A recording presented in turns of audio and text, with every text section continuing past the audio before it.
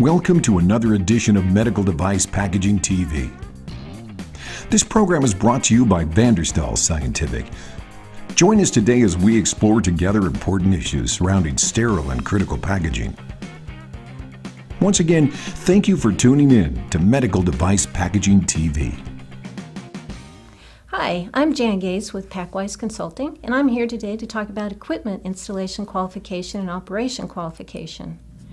Equipment installation qualification, EIQ, it's EIQ, the OQ we'll get to in a minute, is the process of obtaining and documenting evidence that equipment has been provided and installed in accordance with its specification.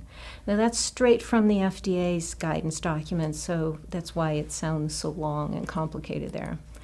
On the EOQ, the process of obtaining and documenting evidence that the installed equipment operates within the predetermined limits when used in accordance with its operational procedure. This is sometimes part of an IQ. So when you're doing the EIOQ, you have to make sure that it's repeatable and reproducible. That's what you're trying to make sure happens with this equipment. Otherwise, you're not going to be sure that you're getting a good seal. Now, when you do your IQ, you have to establish a checklist, which talks about the equipment design features, the installation conditions, safety features, some kind of supplier documentation, your prints, your drawings, the manuals, and spare parts list. Another one you have to look at is whether you need to do any software validation on it, and make sure your environmental controls are set for your conditioning of using this equipment. So your temperature, humidity, cleanliness, anything like that. Then you have your standard operating procedures. That's where you actually write up how you're going to work this equipment and make sure it operates properly, and you train your operators to use it. Now, when you're working with this, critical process parameters need to be defined and controlled and monitored. So for sealing on pouches with an SBS, you want your temperature, pressure or gauge pressure, and your dwell monitored to make sure that they're all working right.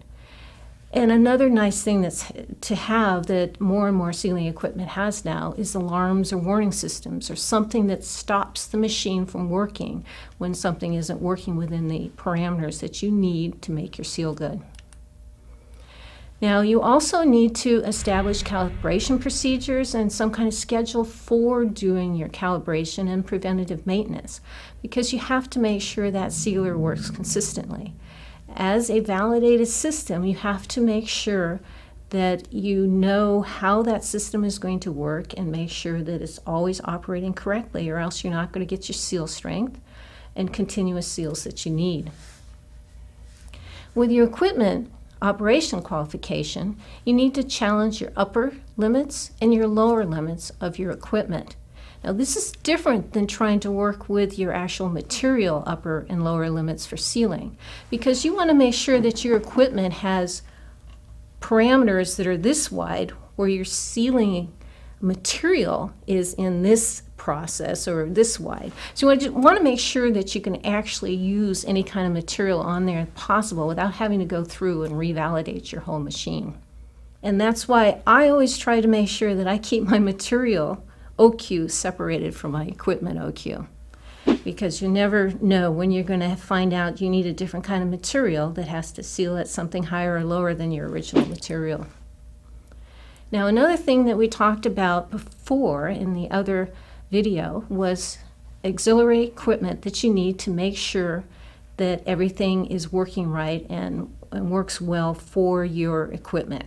So you know that you've got your temperature right, your sealing bars are set up properly, and pressures are consistent.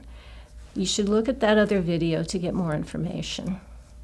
We talk about auxiliary equipment that you would need: pyrometers, thermocouples, pressure gauges, timers, voltage meters, and etc.